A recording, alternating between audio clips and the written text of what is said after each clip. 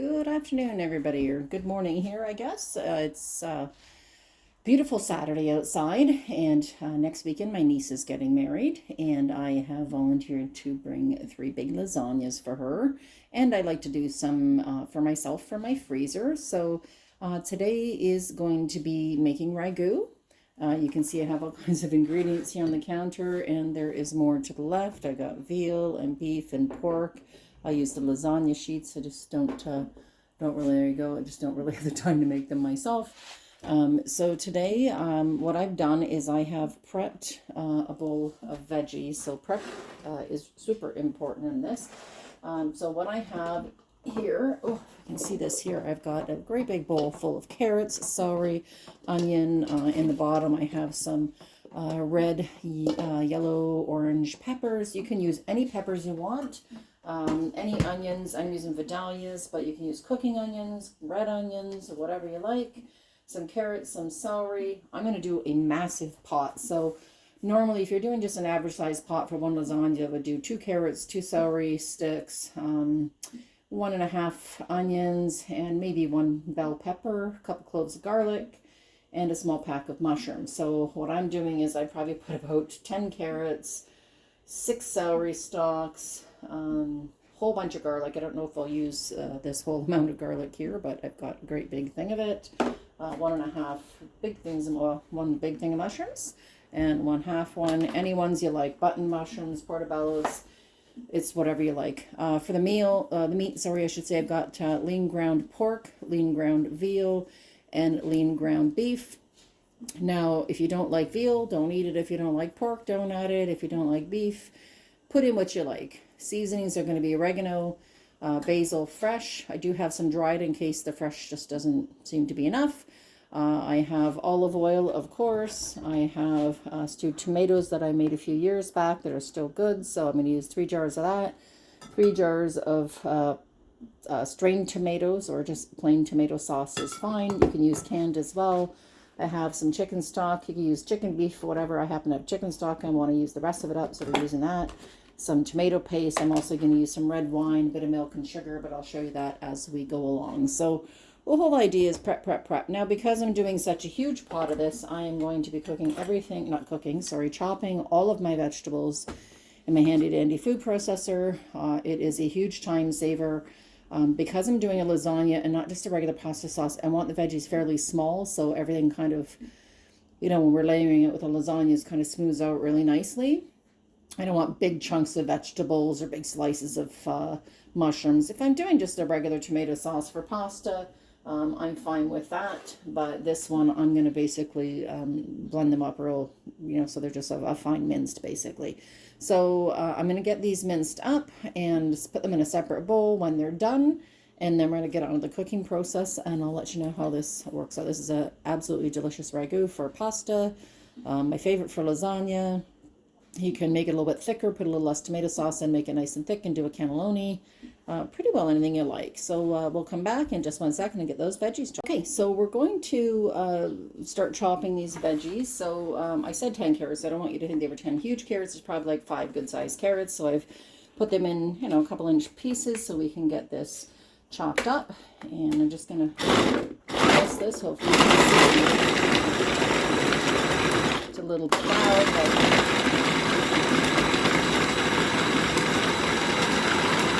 so much easier to do it this way than it is to cut them off. You could also grate them, I suppose, too, if you don't have a food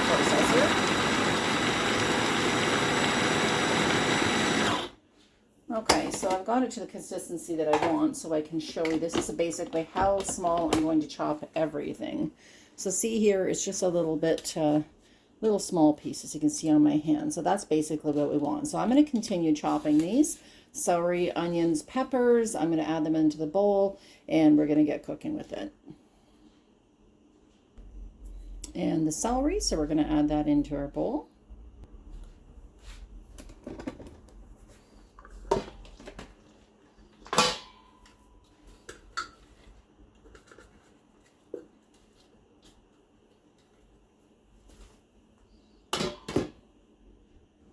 going to chop the onions now. Little tip here, I just want to let people know that this honestly is the best way to chop onions because you're not going to get those teary eyes, as I've mentioned before.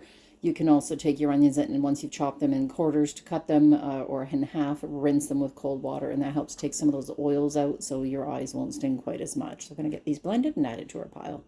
Onions done and into the bowl. Again, you just want to make sure they're a nice, pretty even chop, and that there's no big lumps. If there is, just throw the lumps back in with the next vegetable that you're chopping. And you can see I have a mix of peppers here. I've got yellow, orange, and some reds. You can also add green or just green, whatever peppers you like. Okay, if there's something you don't like that I'm adding in, just don't add it, that's all. But a little reminder that this is also a good way to sneak veggies into your kids' diet. And when you mince it this small and put it in a sauce like this, they hardly even know it's there. Okay, so I'm going to put the peppers in another bowl and chop the mushrooms and add the mushrooms to the same bowl as the peppers. The reason I'm doing these in separate bowls is I put too much in the pot to cook at one time. They'll, it's not going to cook as well as we want it to. We want a little bit of flavor in there with the nice oils, olive oil we're going to use. And yeah, it's just not going to cook as evenly. Also, the onions, the celery, and the carrots take a little longer to cook, so I like to start with the vegetables that take the longest. So we're going to add some peppers in here. I did give them a rinse. I know you're not supposed to rinse them in water, but I did only because there is some little bits of dirt and stuff in there, and nobody wants to eat that. So I'm going to do this in 2 batches and add these to the peppers. Okay, so I'm done with finishing the mushrooms off here, and we're going to dump the rest of those in. So a couple of things for you to know. If you're vegetarian and you don't want to do the meats, there's no need for that. You can add in extra mushrooms. You can use Beyond Meat, meat substitute thing if you want it. If you don't eat red meat, what you could do is substitute this for ground turkey or ground chicken. That's also delicious. Or just do this here and add some, some ricotta, some mozzarella, some new cheeses and whatnot.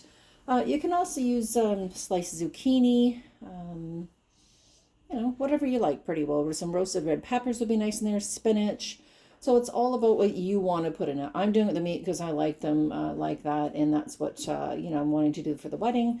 But like I said, if you don't want to do meat, that's fine. Do it with chicken or turkey or Beyond Meat or no meat. Okay, so we're going to get to the stove here. So what I've done is I'll move this over here, and I'm going to show you.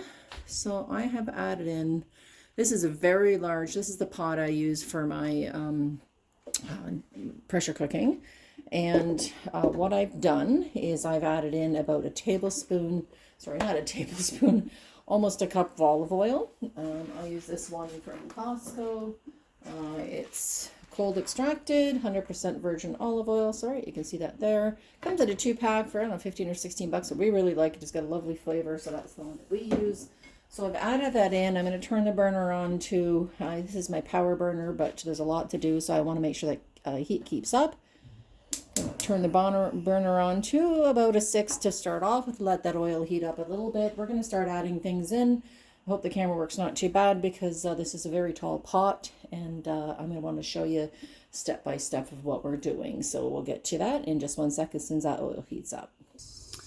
Okay, so got the oil heated up. This isn't a great angle, but this is about as good an angle as I can get with this camera. So what we're going to do, let me just see here. Hopefully that will work. So I'm going to start adding in the veggies. So I'm going to turn this here. I turned it down a little bit because we're trying to get that camera going. So I'm going to add in the onions and the celery and all the carrots. And this is a lot, but like I said, I'm making a really big pot. So you can do this whatever size you want. Just use pretty well equal amounts of each, excuse me, of each of the veggies.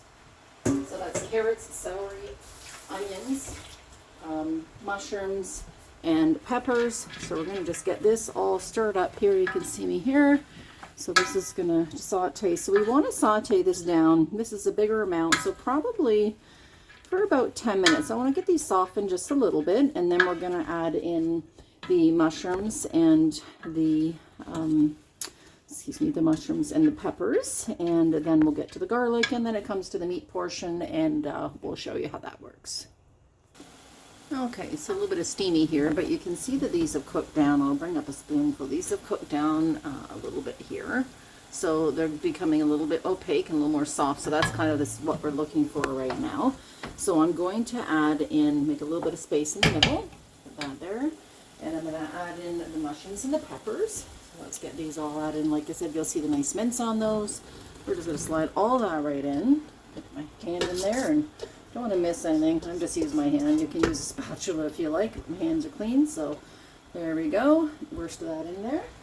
Set that aside to wash. I'll just rinse my hand here. And I want to add a little bit more olive oil on top. So there is quite a bit of water in the mushrooms. You can cook them down. You're still going to have some water there, but we also want a bit of sizzle on it. So I'll use, drop that. Get another spoon. There's a bigger one here. So I'll get rid of that and use a spoon here. We want to just get these the same, cooked down a little bit, sizzling a little bit, and softened up. So I'm going to continue to do that for probably another 10 minutes, and we'll come back. Okay, so we're still cooking along with just the veggies and some olive oil. You'll see there's quite a bit of liquid in the center here. So what I'm going to do is push these veggies up a little bit to the side, keep this temperature at a fairly high heat, and let this cook down to get rid of some of that juice. Nothing wrong with it, just we don't want it too watery because we're going to add lots of other stuff in. So we'll come back when that's come down a little bit. Some of that juice is cooked down. So you can see that there. Maybe I should turn the fan on. It's a little loud, but there you go. You get a little bit better view there of what's happening in the pot. So some of the juice is cooked down. Still a little bit there, but I'm going to add in garlic. I like a lot of garlic, and it does look like a lot, but there's still a lot of meat to go in there as well. I've got 8 pounds of a mix of beef, veal, and pork. Okay, so let's get this mixed, and I'm going to put this down for another 5 minutes. Okay, so now's the time to add the meat. So I have quite a variety of meats here. Again, add meat, don't add meat. You can put in the Beyond Meat, whatever you like. This is let's see here, a big pot. So I have here, let's see if I can hold this, got a few pounds of ground beef, probably about 3 pounds, like I said, it's a big pot, about 3 pounds of ground pork and 3 pounds of ground veal here. So I'm just going to add these all in. Just kind of break it up as you go because you don't want big lumps of meat. So I'm going to add all of these meats in. Alright, meat's in. I've kind of layered it a little bit so the meats get mixed well together. Broke it some up as best as I can. So now we're just going to keep mixing to get this whole.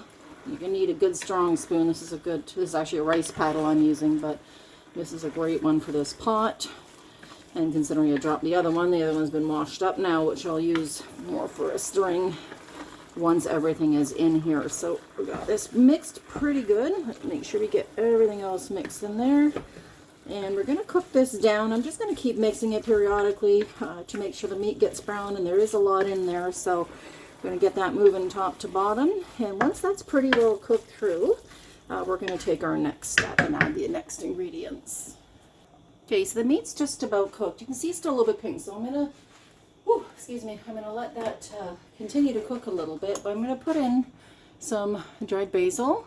I do have some fresh, so I'm going to add a little bit here, but I like to add it in here because it softens up as the rest of the cooking goes. And oregano. I also have fresh oregano. I'm going to put it at the end, but I'll probably put a good tablespoon of each of those in. Probably wondering why I hadn't done the seasoning till this point, but I like to get everything in first. I'm going to add a good heaping teaspoon of black pepper. Remember, this is quite a big sauce. It might seem like a lot. And then I'm going to take a big spoon here of coarse salt and sprinkle that around. Now I don't add too much salt right now because I am adding stewed tomatoes that I made a few years back. Those stewed tomatoes had salt in them. I'm also going to be adding some strained tomatoes and tomato paste, which were also made with salt as one of their ingredients. So I don't like to over salt it, but we're going to test everything at the end to see how the flavor is. So we're going to continue to cook this. I want to cook it a little bit more. There's some liquid on the bottom from the veggies and a bit of fat from the meat. So I want to cook that down a little bit, and then we're going to continue from there. So this is smelling absolutely amazing. You can see also that the meat is not in massive chunks. It's more of kind of a grainy texture, which is exactly what you want. A few chunks are fine because you want some texture, but you just don't want big chunks in there because this is something you want to have to be able to spread. But, you know, nothing's perfect, and that's what makes it yours and makes it delicious because it is homemade. Okay, here's the next step. So this is what I do, and I was taught this by a friend a long time ago. So we're going to add in, if you have beef stock and use beef, I have chicken stock. So we add about a cup, and normally you would add just a splash if it was doing a small pot, but I'm going to add about a cup of this in. Okay, it's give or take, it's just kind of by eye. I'm also going to add in some just milk. I have a 2% here, and again, about a cup of the milk. Just kind of gives, I don't know, smooths the flavor out, I guess, if that makes sense. And then I have this wine, this crappy wine. It's literally called crappy wine. We bought this out in Simcoe at a winery called the Frisky Beaver. I'm not sure if they make it anymore, but this is better than some of the red wine I've had, drinking wine that I've had. It says, barely remember what grape we use for this, doesn't matter, vintage, who cares, all the stuff you don't care about. So if you have a chance to get out to the Frisky Beaver here in Simcoe, Ontario, please, you know, make a choice to get out there and check out their winery. They've got some fantastic wines, and they're very reasonably priced. So, if I get this wine open, there we go. So we got this open. I'm going to add the cup or so red wine. I'm not a huge red wine drinker. I love it in cooking. You've seen me use it a few times. Use a little bit more here. I use about a cup, so maybe a quarter of the bottle. And then I can taste it a bit and see if it's flavored enough that I like. The other thing I add right now is some tomato paste. So I buy it in a tube here. I'm going to use, this is about the equivalent of one small jar, or can I should say. So we're going to add that in as well. This gives a little bit of tomato flavor while we cook this down and lets it dissipate a little bit, like, because it is a very strong. Let's blast that out. There we go. This is a very dense tomato flavor. Obviously, most of you probably know that. So I'm going to mix this all up. Yes, there's a fair amount of juice, but that's okay. That's kind of what we want. I'm going to mix this up. I think I'm going to add in another thing of tomato paste because that's just not very much there at all. So we're going to add another one of those in, mix this up, and let it cook down. I want about at least half of those juices gone, and that just kind of marinates the flavors together. Don't forget to scrape down the side of the pot. You don't want to miss on those delicious goodies there. So I'm going to put that other tomato paste in now and let this cook for a little while. Okay, so we still have some liquid left. This is a little bit more fat and stuff, but this is cooked down for about 10 or 15 minutes. So it's still super thick. Now we eat to it. Like, we've added in the tomato paste, but that obviously is not enough. So I took 2 jars, 1 liter jars of stewed tomatoes that I did up a few years ago. This summer I'm going to be doing more because I have about 4 of these left. So I'm taking 2 of those jars of stewed tomatoes. When I make them, I quarter them, so I've kind of crushed them up a little bit with my hands. If you don't have homemade, that's fine. You can just buy diced stewed tomatoes. You don't get the ones with the Italian seasoning in it. You just want plain stewed diced tomatoes. We're going to add that in. Give that a really good stir. I may put a 3rd jar in, but I'm going to start with 2 because I want to see what the consistency of the sauce is going to be. And then primo, again, this is just straight strained tomatoes. So we're going to add 2 jars of that in. A good shake because we want to get everything out of there. All right, I'm going to add in 1 more. And again, I do have an additional one, but I don't think I'll be adding that in because this looks like this might be just perfect consistency. So we're going to give this, I'm going to switch back to my big spoon, which I did wash, so don't worry. And give this one heck of a stir here. And everything is cooked. You can see it's got a good consistency. When you do those stewed tomatoes, like I said, if you have whole tomatoes, just get whatever you can. They're pretty cheap at the dollars or at the grocery store. And yeah, you'll notice on that when I put in the tomato paste, there was a tube one that I used, which I really love because, you know, depending on the size of the pot, like normally if I'm just doing it for dinner, I wouldn't even use a half of a tube or a quarter of a jar of tomato sauce or tomato paste. So I buy the tube, which you can keep in the fridge once it's opened, and you can just squeeze in whatever you need. So I do that. Now, This is a trick that I learned. Some Italians believe in it, some don't. This is my sugar container. I'm going to put in a couple tablespoons of sugar along with that milk. I was trying to think what it was, not to smooth out the taste, but it does take down a little bit of the acidity. And the sugar just kind of balances things. It doesn't make it sweet, so don't think you're going to have this, oh my God, I'm going to have this sweet sauce that tastes like a, you know, like a hamburger helper or, you know, manwich sauce or something. It's not going to taste that at all. This just gives it a little bit of, balances the sauce out of the acidity so it doesn't taste super tomatoey. So this is a perfect consistency. This is exactly what I want. So I'm going to let this simmer for quite a while. I do have fresh basil from my garden, so I'm going to break that up and add it in. And then near the end, I've taken out some fresh basil from the garden, and I will break that up and add it in as well. The oregano takes a little bit more to cook down, so we're just roughly going to break that up. If there's some full leaves, no big deal. They cook down just lovely.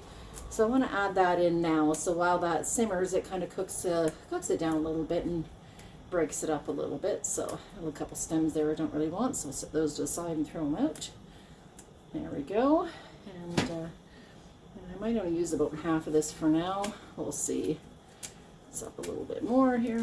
Oh, I have a big stem in there. I don't want that, so we're going to take that off. So I'll continue to add this in, stir up, and I'm going to simmer this sauce for at least an hour, and we're going to see after about an hour what the consistency is, flavor-wise, if it's what we're looking for, and we'll go from there. And then once that's all done, I'm going to do another video on how to assemble a lasagna. So, or multiple lasagnas with this pot. So the other thing you can do with this as well is, you know, if you do pressure canning, you can cook this up and then put it in another pot afterwards, or cook it in another pot, and you can pressure can this. Not in the Instapot pressure canner, in this pot for pressure cooking. And you can jar this sauce and have it for future. So, you know, there's so many things to doing things ahead of time and doing huge amounts of stuff. It can be really beneficial if you know, you want a lovely tomato sauce or spaghetti sauce or ragu or whatever for lasagnas, pastas, etc. And, you know, you just don't want to cook it, but you want it. So then you have it. So we'll come back in about an hour and we'll see where we're at. The sauce is simmering, and I forgot to add something in at the beginning of simmering. I keep these rinds from, this is a little bit thick, but I keep these rinds from when I finish off my Parmesan or Romano, and I like to add them into the sauce. So I have about an hour left of simmering, so I'm going to keep that in there. I do have a couple of the small ones I've just put in, and it just kind of gives off a little bit of extra flavor. So we're going to get that all stirred in and continue to simmer this. It's been going for about 45 minutes or so, so I do want to let this go another hour. So we're going to let that go. We will pick those out at the end, and I've added in the basil as well, so we'll get that going.